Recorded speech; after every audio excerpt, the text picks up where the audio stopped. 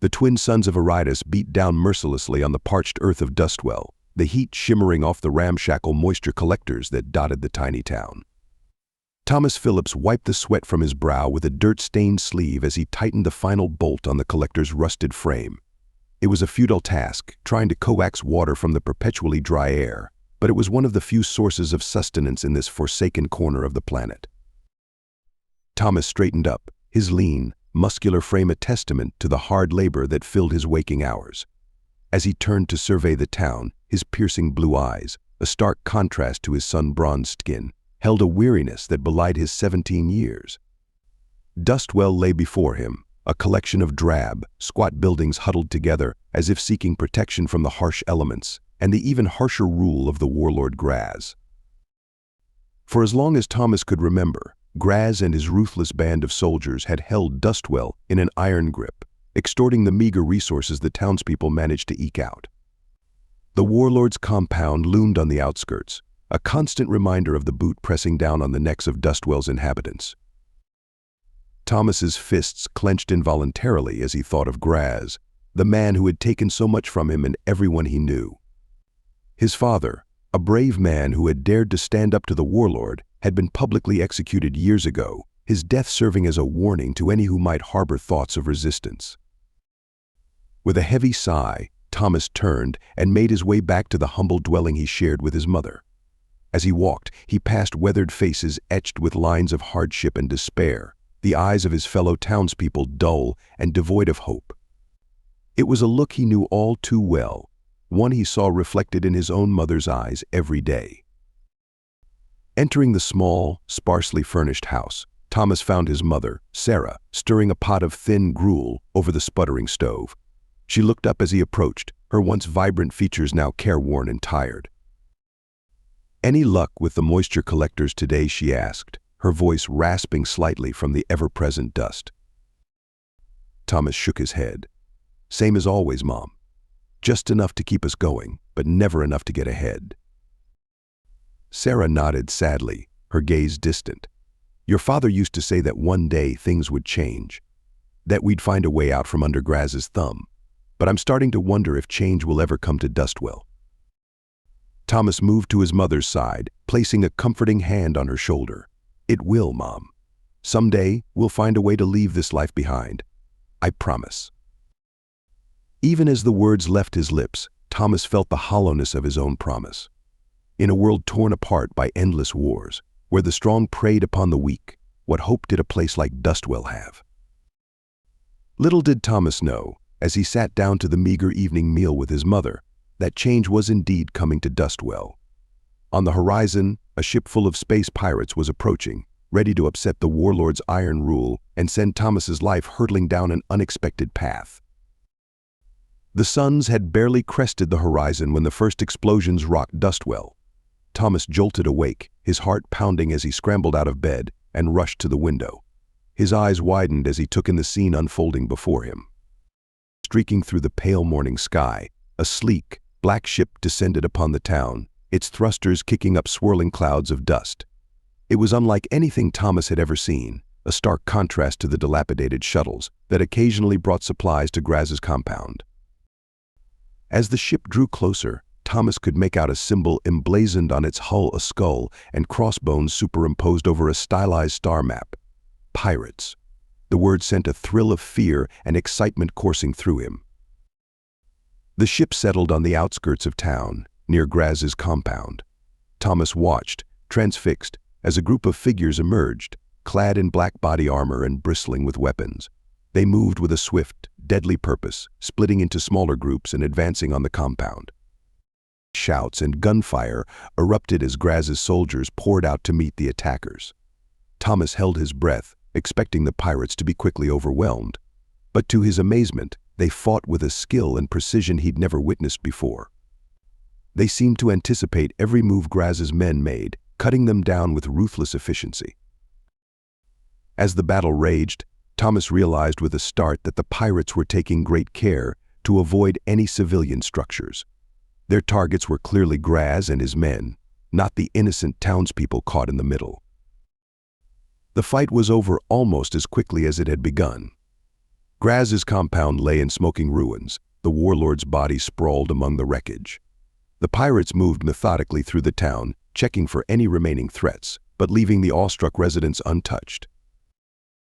Thomas rushed outside, joining the hesitant crowd gathering in the town square. The pirate leader, a tall, imposing figure with a shock of silver hair, addressed the people of Dustwell. "People of Dustwell," he began, his voice rich and commanding. "I am Captain Elias Athon of the starship Erebus. We have rid you of the tyrant Graz, and his reign of terror is at an end." A murmur rippled through the crowd, a mix of disbelief and cautious hope. Captain Athon continued, "We come not as conquerors, but as liberators. We believe that every person has the right to live free from oppression, and we fight to make that a reality across the stars." With that, the pirates began unloading crates from their ship food, medical supplies, and other essentials. They distributed them among the townspeople, who accepted the gifts with a mix of gratitude and wary fascination. As Thomas watched the pirates, he felt a swell of admiration for these unconventional warriors. They were fighters, just like his father had been, but they fought for something greater than themselves. They fought for freedom, for justice, for the very things Thomas had always dreamed of but never dared to hope for. In that moment, watching the pirates of the Erebus breathe new life into his battered town, Thomas made a decision. He would join them, become one of these noble outlaws, and dedicate his life to fighting tyranny in all its forms.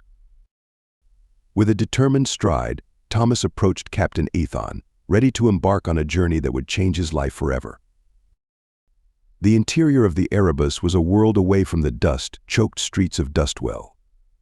Thomas followed Captain Athon through the sleek, metal corridors of the ship, his eyes wide with wonder. The air hummed with the thrum of powerful engines, and the walls were lined with glowing screens displaying star charts and sensor readouts. As they walked, Captain Athon explained the ways of the Erebus crew. "We're not your typical pirates, Thomas. We have a code of honor, a set of principles we live by. We fight for those who can't fight for themselves, and we only take from those who prey on the weak." Thomas nodded, his heart swelling with pride at the thought of being part of something so noble. "I understand, sir. That's why I want to join you. I want to make a difference, like you did for Dustwell." Athon clapped a hand on Thomas's shoulder, his grip firm and reassuring. "And you will, lad. But first, you have much to learn." Over the next few weeks, Thomas threw himself into his new life aboard the Erebus. He trained tirelessly, learning to handle the ship's advanced weapons and navigating the complex politics of the galactic underworld. His crewmates, a motley assortment of ex-soldiers, reformed criminals, and idealistic adventurers, became his new family.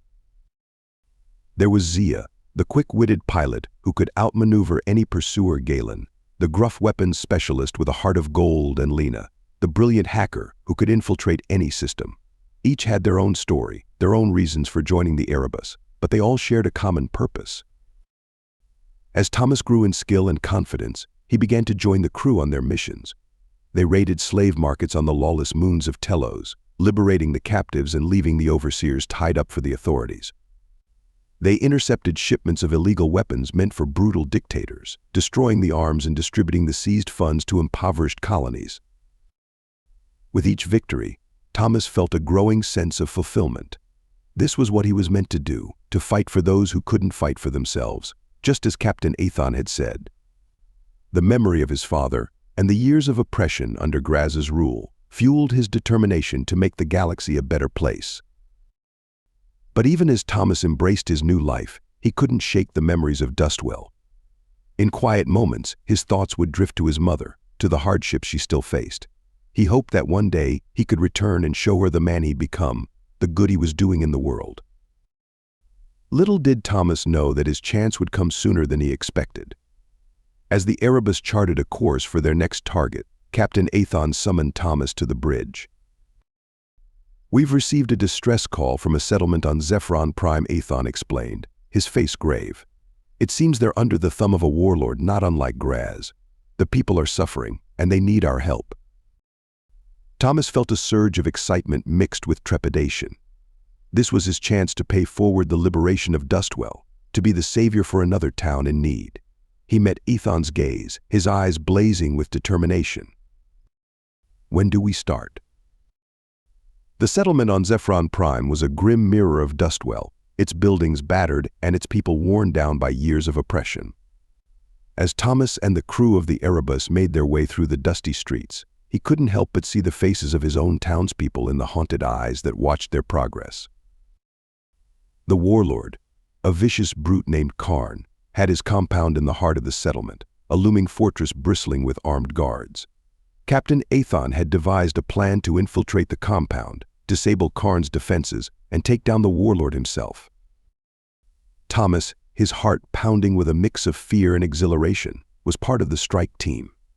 As they breached the compound's walls, all the weeks of training kicked in. He moved in sync with his crewmates, their weapons flashing as they methodically took out Karn's guards.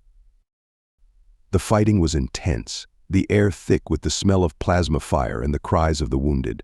But the Erebus crew was relentless, driven by their unwavering commitment to their cause. Thomas found himself face to face with one of Karn's elite soldiers, a hulking brute with a snarl on his lips. For a moment, Thomas faltered, the soldier's size and ferocity overwhelming. But then he thought of his father, of the years of suffering under Graz's rule, and a calm determination settled over him. With a swift, precise series of moves, Thomas disarmed the soldier and sent him crumpling to the ground. As the battle raged on, Thomas and his crewmates fought their way to Karn's inner sanctum. They burst in to find the Warlord cowering behind his last line of defense, his eyes wild with fear and rage. Captain Ethan stepped forward, his voice ringing out clear and strong. "It's over, Karn. Your reign of terror ends now." What followed was a brief but brutal fight, Karn and his remaining guards no match for the skilled pirates.